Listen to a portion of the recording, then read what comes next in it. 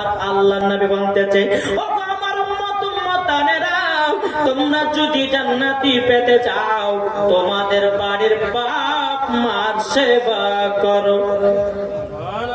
কার কার বাপ মা? বাপ মাকে কারা ভালোবাসেন? হাত তুলে দেখান তো। সুবহানাল্লাহ।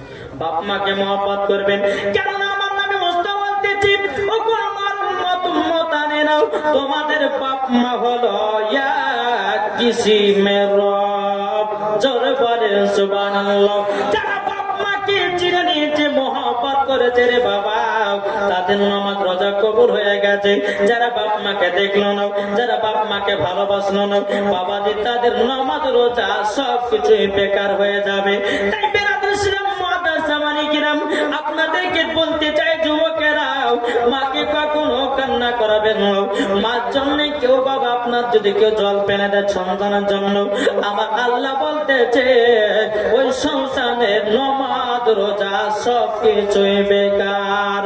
বাবাজি মুসলমান ভাইরাও, এই সোনা মানিকেরাও, চলো বাবাজি, মার দোয়াতে সন্তান বড় হয় কি হয় না? কি গো, হয় না? চলুন, একদিন মুসা নবী তুর পাহাড়ে গেছেন, মজার ঘটনা ধরেছি। আমি মায়েদেরকে বলে, মা গো, তোমাদের ওয়াজ আমি নিয়ে এসেছি মুর্শিদাবাদ থেকে, ঠিক না? শুনতে রাজি আছেন তো? জি। দেখো বলতেছে, মা বাবাকে দুঃখ দিলে নামাজ হবে না, মা বাবাকে কষ্ট দিলে নামাজ হবে না। আল্লাহ নবীজি দয়া তার পাবে না, হায়রে আল্লাহ নবীজি দয়া তার পাবে না। মা বাবা অতি আপন, মা বাবাকে করো যতন, মা বাবা অতি আপন, মা বাবাকে করো যতন। মা বাবা দুঃখ পেলে নামাজ হবে না, মা বাবা কষ্ট পেলে নামাজ হবে না। আল্লাহ নবীজি দয়া তার পাবে না। জরকান সুবহানাল্লাহ। মুসা নবী গিয়ে তুর পাহাড়ে বলতেছে, বেরাদার ইসলাম মাদ্রাসা অনেক রাও, মুসা নবী বলছে, আল্লাহ গো, ও রব্বুল আলামিন, আমার একটা বন্ধুর প্রয়োজন আছে। কি বলছে? কে বলছে? মুসা নবী আল্লাহকে বলছে, আল্লাহ গো, আমার বন্ধুর প্রয়োজন আছে। বেরাদার ইসলাম মাদ্রাসা অনেক রাও, আল্লাহ পাক আল্লাহ তাআলা বলছে, গো মুসা নবী, তোমার বন্ধুর প্রয়োজন মানে? মুসা নবী বলছে, বলে আল্লাহ গো, আপনারও তো বন্ধু আছে, আচ্ছা বলুন না আল্লাহর বন্ধুকে। এটা বলুন না, আল্লাহর বন্ধুকে? জি, নবী মুস্তাফা, আল্লাহর বন্ধু নবী মুস্তাফা। বেরাদার ইসলাম মুসা নবী বলছে, আল্লাহ গো, আপনারও তো বন্ধু আছে, আচ্ছা বাবাজি, এই যুবকেরা, তোমাদের বন্ধু আছে না নাই? এটা হাত তুলে দেখান তো, কার কার বন্ধু আছে? বাবাজি মুসলমান ভাইরা, সোনা মানিকেরা, আপনাদেরকে একটা কথা বলে যাব, আসল বন্ধু কোনটা, নকল বন্ধু কোনটা একটু চিনে যাবেন। বাবার যুবকেরা রে, এই সোনা মানিকেরা, আমার আল্লাহ পাক আল্লাহ তাআলা বলছে, ওরে যুবকেরা, তোমার আসল বন্ধু হলো ওটাই যে বন্ধুতে বাবাজি ফ্রি ফায়ার খেলার জন্য ডাকবে। ওইটা কি তোমার আসল বন্ধু নাকি? কি গো, কোন বন্ধু দ্বারা একটা বন্ধু, চলো মেলাতে যাব, ওইটা আসল বন্ধু? কোন বন্ধুতে বলছে, বন্ধু চলো আমরা খারাপ কাজের দিকে যাব, ওইটা কি আসল বন্ধু?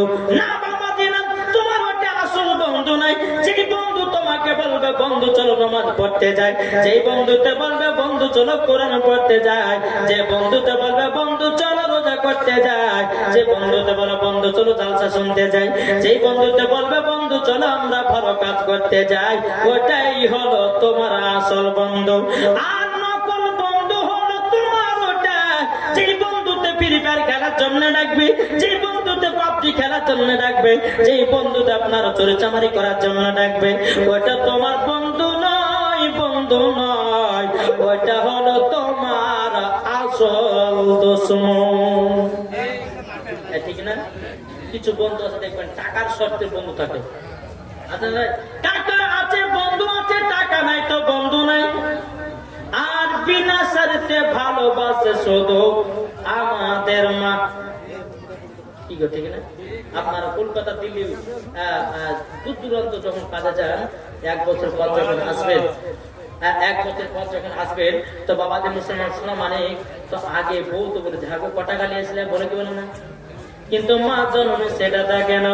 মা দেখে আমার বেটা 1 বছর পর এসেছি, দেখবে আমার বেটার শরীরটা কেমন আছে, মা জন্ম চোখের পানি ঝরায় ফেলে দেবে।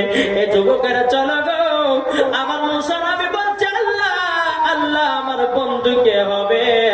আল্লাহ বলছো গো মুসানবী, তোমার বন্ধু হবে একজন কসাই। বন্ধু হবে কে? কসাই কি করে? গোস্ত কাটে না।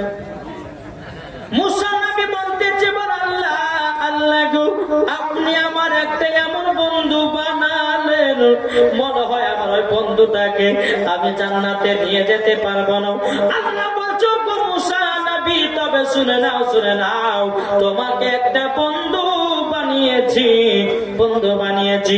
বেরাদুল ইসলাম মুআদ্দাস সামানিকরাও, গো মুসা নবী তোমার বন্ধু হবে কসাই।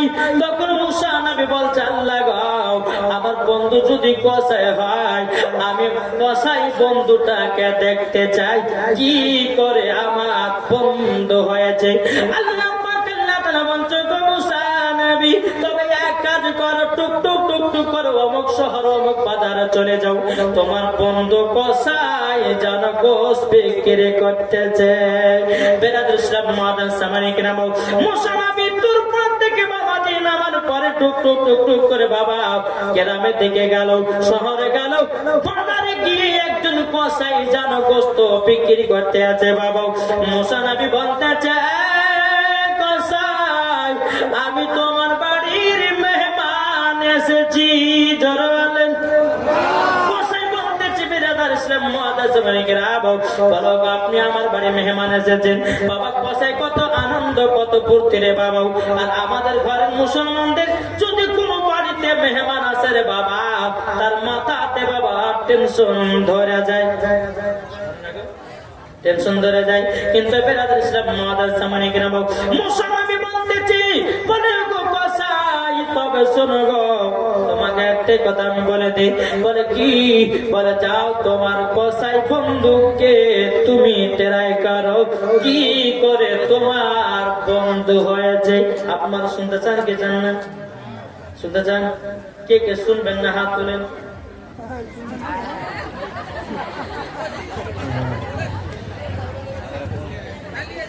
বাবা মুসলমান যাক, জিওর জায়গাতে এয়ারটেল টাওয়ার ধরেছে, অসুবিধা না, সবার শোনার জন্য এসে, তাই না? বাবা মুসলমান শোনা মানে কেরাও বেরাদুল মুসা নবী বলতেছে বলো গো কসাই, ও কসাই তোমার বাড়ি মেহমান। কসাই খুবই আনন্দ, জোরে বলেন। এ বাবা আমি যার বাড়িতে এখন আছি, যার বাড়িতে আছি ওনার নাম কি ইসলাম ভাই না? ইসলাম ভাইয়ের বাড়িতে আছে বাবা, বসেছি তো কত আনন্দ জানেন। হুজুর আপনাদের খুব সেবা করতে ভালো লাগে, জোরে বলেন। আর যেমন সেবা করেছে আল্লাহ পাক তাকে বড়লোক বানায়া দিয়েছে, জোরে বলুন না সুবহানাল্লাহ। বাবা যে মুসলমান ভাইরাও, এই সোনা মানিকেরাও, কসাই বলতেছে বলো গো বন্ধু তুমি আমার বাড়িতে যাবা। বলে হ্যাঁ, কিন্তু কসাই জানে না এটা মুসা নবী।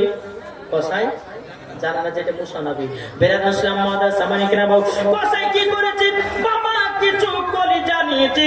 মুসা নবীকে সঙ্গে করে নিয়ে বাড়িতে গেল। বাবা বাড়িতে নিয়ে যাওয়ার পরে কসাই বলতেছে মেহমান আপনি আমার বাড়িতে বসুন, আমার বাড়িতে আরাম করুন, একটু আমার মায়ের সেবা করবো গো, আমার মা ছাড়া যে আমি কিছু চিনি না গো।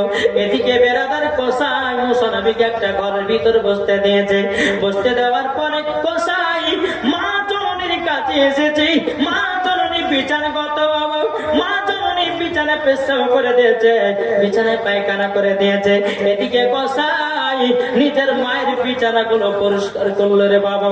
এদিকে কসাই মা জননীকে গোসল করাইয়া দিল, মায়ের জন্য সুন্দর বিছানা পেড়ে দেয়। এদিকে তিনার মা জননী কেঁদে কেঁদে বলছে বেটা গো, তোমার মতো বেটা যেন পৃথিবীর ঘরে ঘরে হয়। জোরে বলে। বেরাদুল ইসলাম মুআদ্দাস সামানিক মালিকেরাম, মায়ের যখন বাবা বিছানাগুলো পরিষ্কার করা হলো, কসাই বাবাজি যে কলিজাগুলো নিয়ে এসেছিল বাবাজি নিজের হাতে রান্না করেছে বাবা। এদিকে বিবি বলছে স্বামী গো দুখান কলিজা আমাকে রান্না দাও। স্বামীতে বলে হবে না।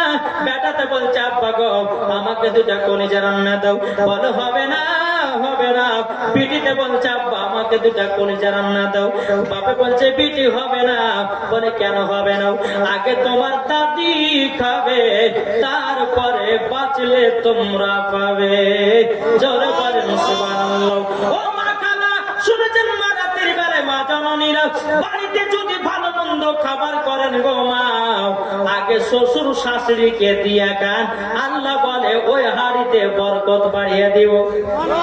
আর কেন মহিলা দেখবেন বাবা বাড়িতে বাবা ভালো মন্দ খাবার করে, আগে নিজের পেট ভরে আয় তারপরে শ্বশুর শাশুড়িকে দেয়, মানে হাড্ডি গেলে ঠিক না।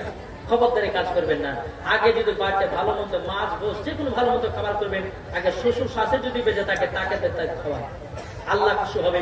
আর আল্লাহ যদি খুশি হয় ওই বাড়িতে ওই হাড়িতে আল্লাহ আরো বরকত বাড়াবে। জোরে বলেন বেরাদার ইসলাম মাদার সামানিকরাও। এদিকে কসাই কলিজাগুলো রান্না করার পরে মার কাছে গিয়ে বলছো গো মা জননী, ও গো মা জননী নাও কলিজা নাও। মা গো তোমার তো দাঁত নাই গো মা, খেতে পারবে না শক্ত গোস। ও গো মা তোমার জন্য নরম করে রান্না করেছি কলিজা গেল। এদিকে মাকে বাবাজি কষাই একটা করে কলিজা তুলে মার মুখেতে দেয়। আর মা জননী চোখের পানি ঝরঝর করে ফেলে বলতে লাগো আমার বেটা আমাকে এত মোহাম্মত করে, আমার বেটা আমাকে এতটাই ভালোবাসে। বেড়াদা যখন কলিজাগুলো খাওয়া হলো, খাওয়ার পরে বেড়াদার তিরান মা আল্লাহর কাছে দোয়া করতেছে রে বাবা, দোয়া করতেছে। এদিকে কসাই যেন এক পা দু পা করে মুসানবের ঘরেতে গেছে, যে ঘরে বসতে দিয়েছিল। বেরাদার ইসলাম মাদার সামানিকরাও কসাই বলতেছে বড় গো মেহমান কোন দুঃখ কষ্ট নিবেন না, আমি মা ছাড়া কিছু চিনি নাও। আমার মায়ের সেবা আগে, তারপরে মেহমানের সেবা হলো পরে। হবে না? বলতেছে মায়ের দিলেতে ব্যথা, কষ্ট হচ্ছে নাকি?